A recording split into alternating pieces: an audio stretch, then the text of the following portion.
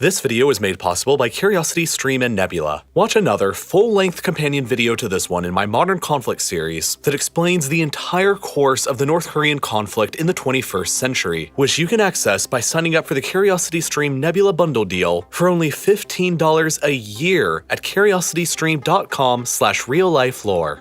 There is simply no other country in the world today that can be even remotely compared with North Korea. Without any exaggeration, it is a literal 21st century glimpse into what Nazi Germany would have looked like had it survived after 1945. It is the world's most hardcore totalitarian regime, where absolute loyalty is always demanded, and where even the slightest sign of disloyalty to the country's absolute ruler can get you sent to one of the regime's numerous concentration camps for life, where you can expect a gruesome fate of starvation, literal slave labor, live medical experiments, constant torture, and random execution depending on what the guards feel like doing to you. There is no such thing as due process or human rights in North Korea, and hundreds of thousands of people are existing right now within these camps, living out this hell every day. This isn't history. It's happening live right now as you're watching this video and listening to my voice. Obviously, if you were one of the ones trapped inside of this real-life nightmare, you would want to escape.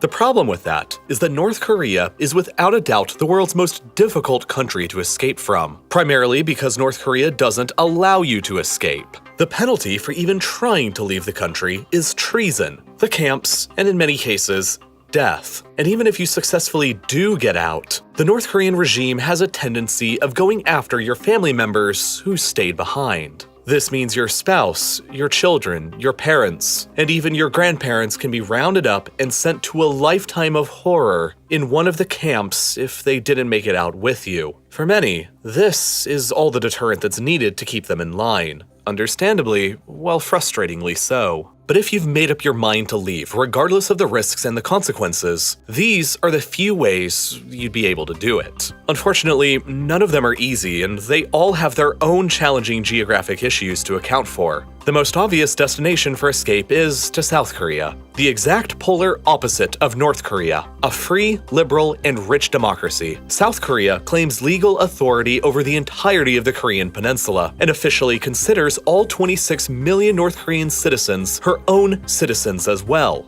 This means that if you can make it in, you're guaranteed citizenship, a future, and are effectively in the clear. But moving just this short distance from the north side of one peninsula to the south side is probably the most difficult journey that a human being can make in the 21st century. Walking directly across the southern border is almost impossible because it's literally the most heavily militarized location on the planet. It's completely covered with high walls, electric razor wire, millions of landmines, and is defended by millions of soldiers with live ammunition who have explicit orders to shoot to kill anyone foolish or brave enough to try getting across. An escape through here might be the quickest, but it's also the most dangerous and risky. Your odds of success are low, but despite that, many have still tried and come out victorious. In 2017, a North Korean man drove his car directly up to the military demarcation line between the two countries at the border and dramatically crashed, got out, sprinted across the border under a hail of machine gun fire from the North Korean border guards, and collapsed on the South Korean side behind a wall before being rescued.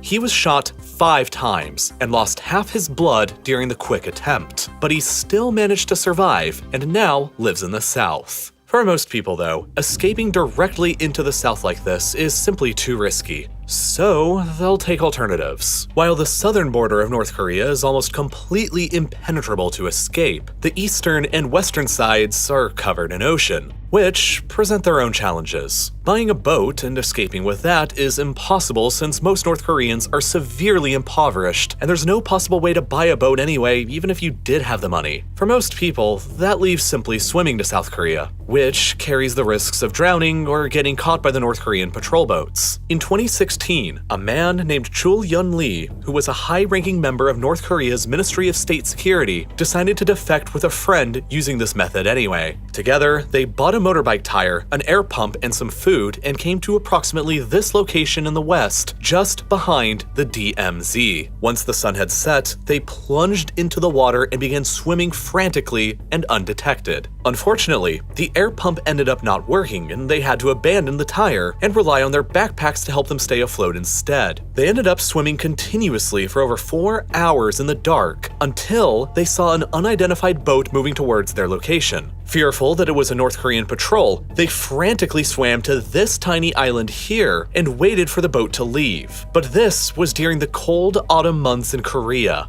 and they were wet with very few clothes. They managed to find some garbage they used to insulate themselves with, got some rest in, and when the sun came up, they found some wooden pallets that they tied together into a makeshift raft with some styrofoam and other trash, and they paddled back out to sea using their hands and floating with the tide. Fortunately for them, they hadn't realized that by this point they were already well past the South Korean border, and South Korean ships quickly spotted them and came to their immediate rescue. They were successful, but many others haven't been. For most people, getting to South Korea directly by running across the DMZ or swimming around it will result in death or capture. So that leaves getting to South Korea indirectly via another third country. There are 3 other countries nearby North Korea besides South Korea that you can escape towards, but none of them are good options. If you can make it, Japan is probably your best bet because you'll be guaranteed your freedom and sent to South Korea. But you have to make it across the Sea of Japan first, which can often be dangerous and is prone to typhoons, and in the best case scenario, you probably have nothing any better than a small boat. As a result, there have only been 3 confirmed successful cases of North Korean defectors actually making it directly to Japan. So it's probably going to be better to look north instead. Up here, the border is significantly less defended or patrolled and is comparably much easier to cross than the south. But doing so necessitates crossing into either China or Russia, neither of which are particularly very good options. The border with Russia is only 17 kilometers wide along the Tumen River, and it's easily patrolled by both sides. Even if you do make it across, Russia's official state policy is to immediately deport all North Korean refugees back into North Korea anyway. And as a North Korean, you're definitely going to stand out here. Hypothetically, you could make it up to the South Korean consulate in nearby Vladivostok and earn your freedom, but getting up there undetected by Russian police would be almost impossible, and as a result, escaping into China is the significantly more popular and less risky option. Here, the border is over 1,300 kilometers long and follows the Yalu and Tumen rivers that flow through remote, mountainous, and rugged terrain. Patrols and border security through most of this area is light, and the best months to escape in are either during the summer, when the river's depths are at their lowest, or during the winter, when they're usually frozen, enabling you to simply run across into China. It's relatively easy to get into China, but China can't be your new home forever. China isn't safe because, just like Russia, China's policy is to immediately deport all North Korean defectors straight back to North Korea, where you'll almost assuredly face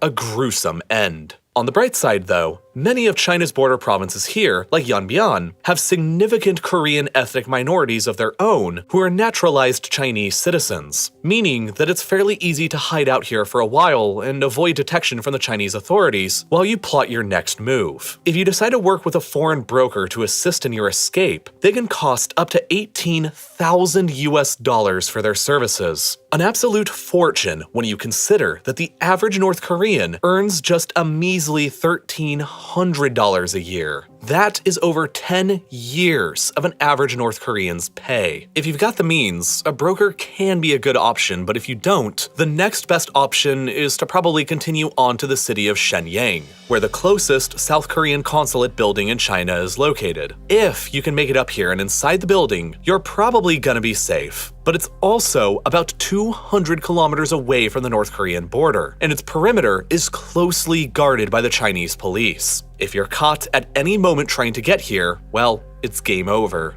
In 2004, a group of 44 North Korean defectors managed to storm the Canadian embassy in Beijing all at once. Dressed up as construction workers to avoid any detection, they used ladders to scale the walls and successfully got into safety. But ever since then, China has significantly increased their police and security presence around foreign consulates and embassies, especially South Korean ones. So repeating this now would be a lot more challenging. Instead, you most likely need to get yourself across China and into another country that's more sympathetic to your situation. But the problem with that is that China is huge, and there aren't many countries around it who will even help you either. Russia will deport you back to North Korea if you get caught there, while Vietnam, Laos, and Myanmar all maintain close relations with Pyongyang as well, and just like China or Russia, they'll most likely deport you back to North Korea if they catch you as well. Getting into India, Bhutan, Nepal, or Pakistan would require hiking through the Himalayas, which pretty much eliminates any of them as easy options. And so that effectively leaves you only two friendly and realistic nearby destinations to escape into: Mongolia or Thailand. Mongolia is the closer choice, and the government here is sympathetic to the plight of North Korean defectors. If you make it up here, they'll deport you to South Korea rather than the north upon arrival. You just have to surrender yourself to the Mongol police. The only problem is that to get here, one must pass through the formidably difficult, freezing, and hostile terrain of the Gobi Desert, one of the world's largest deserts with an abundance of dangerous wildlife, hostile temperatures, and few resources to survive on. Navigating through the desert takes a lot of skill that one is unlikely to have ever learned back in North Korea, but nevertheless, some people have made it. In 2007, Park Yeon-mi and her mother escaped across the northern border into China by running across the frozen Tumen River. Because of China's deportation policy, it was impossible for the pair to find any kind of legal work inside of China, and they fell victims to human traffickers. After months of living beneath the radar, they eventually made their way here to the city of Qingdao and found a Christian missionary shelter. It was there that after nearly 2 years of remaining undercover in China, that they received enough aid from missionaries and human rights activists to finally take a chance and flee up towards Mongolia, with the goal of getting deported to South Korea and freedom. This incredible mother-daughter pair successfully managed to navigate through the Gobi Desert and reached the Mongolia border, but upon arrival, a group of Mongolian border guards intercepted them and threatened to deport them back over the border towards China, which would have ultimately meant deportation back to North Korea and the camps. Desperate, the pair both drew knives and promised that they'd kill themselves right there if that's what the guards were going to do. Sadly, death is often a preferable fate to a North Korean defector than being sent back to the country and the camps. Luckily for them, the guards took pity and brought them back in custody to the capital Ulaanbaatar before flying them directly to Seoul from there. Today, Yeon-mi Park lives in New York City and runs a YouTube channel where she talks openly about her life and experiences growing up in North Korea. They are fascinating, and I highly recommend checking her channel out if you're curious about this kind of thing, so the link to her channel will be posted down below in the description. Navigating through the Gobi is so challenging for most, though, that the significantly more popular route is to take a train or a bus undercover across China and attempt to escape into Thailand. These are the 5 closest train stations to the North Korean border within China that connect to China's vast high-speed rail network. If you hypothetically have the money and the skill to remain silent or undercover, you could board at any of these stations, exit at any of these near Mongolia and run across from there, or exit here at Kunming in China's Yunnan province and attempt to take a bus or run from there towards Thailand. There are plenty of buses that go from Kunming to other Southeast Asian countries, but the problem here is that even if you do somehow make it without getting caught by any of the authorities on a train or a bus, China and Thailand don't share a border, which means that you're going to have to get across the rugged and mountainous terrain of China's Yunnan province, and then get through the remote and dangerous jungles of Laos or Myanmar before finally crossing over the dangerous Mekong River in order to get to safety. In 2017,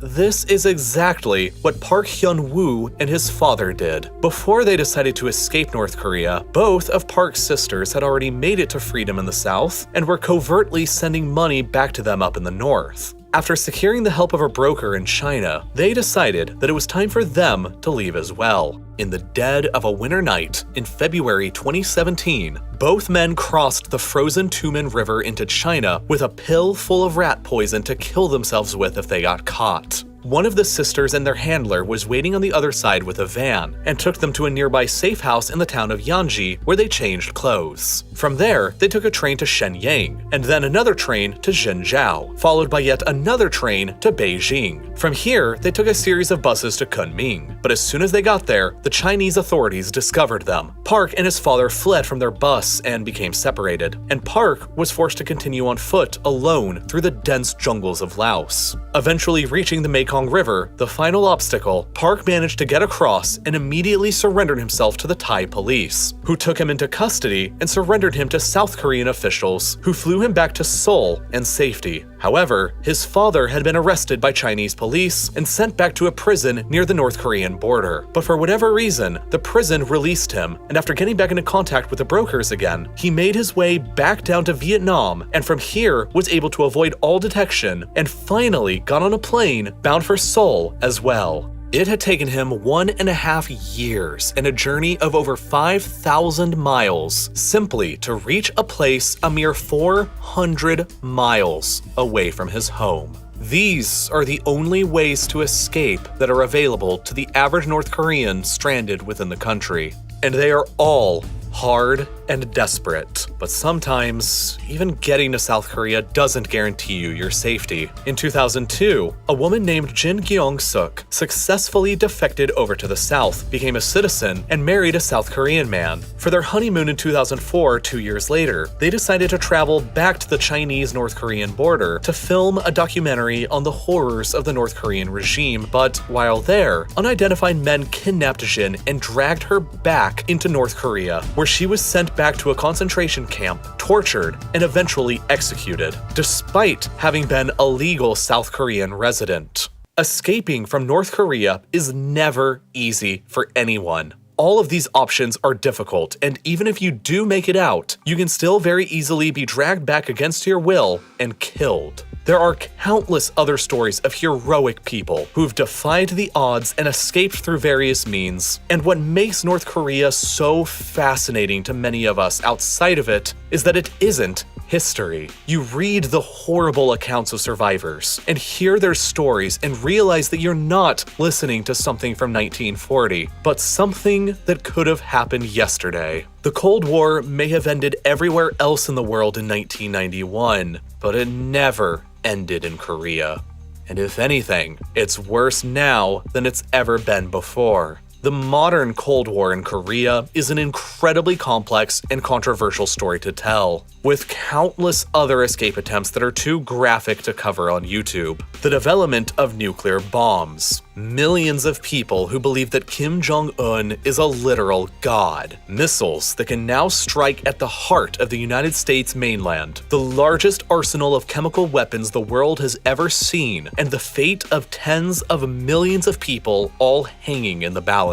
It is without a doubt one of the most fascinating, violent, and controversial conflicts of both the 20th and 21st centuries, and, unfortunately, not acceptable for me to cover in detail on YouTube due to their terms of service. I know how making videos on YouTube works, and I know that this video already has an incredibly high chance of being demonetized and unpromoted by YouTube's algorithm because of the content I'm discussing. But the moment I really start diving into the whole history of the 21st century conflict between North Korea and South Korea in the United States, what's all at stake, why it all began, how it's been fought, and how it all led to where we are today, it's a guarantee that this video will be censored and you won't get to see it. So instead, I created another full-length companion video in my ongoing Modern Conflicts series that's the same length as this video, with all of that controversial but fascinating information included, and uploaded it to Nebula, which, as you've probably heard by now, is home to tons of exclusive ad-free content like my entire Modern Conflicts series, with 5 other additional full-length videos you can go watch right now detailing the Israel-Palestine conflicts, the war in Afghanistan,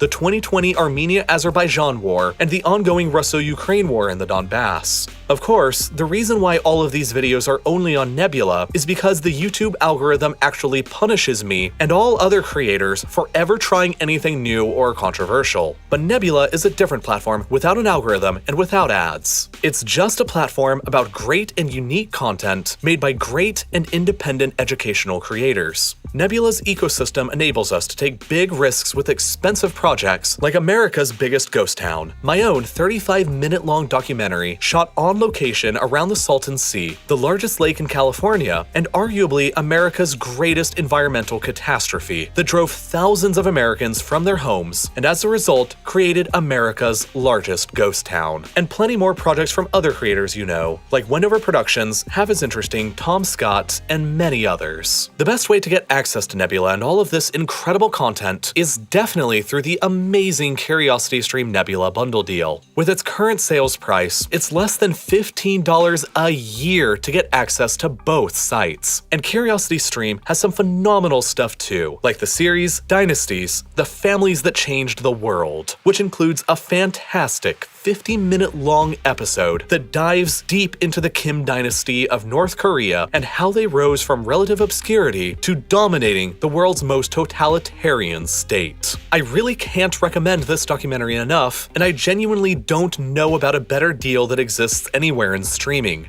You get 2 streaming sites, both with content you'll actually watch, and all for less than $15 a year at the current sales price. But what's more, signing up will actually help countless independent educational creators beyond just RealLifeLore. So please make sure to do so by clicking this button that's here on your screen right now, which will take you to curiositystream.com/RealLifeLore, or by following the link that's down in the description. And as always, thank you so much for watching.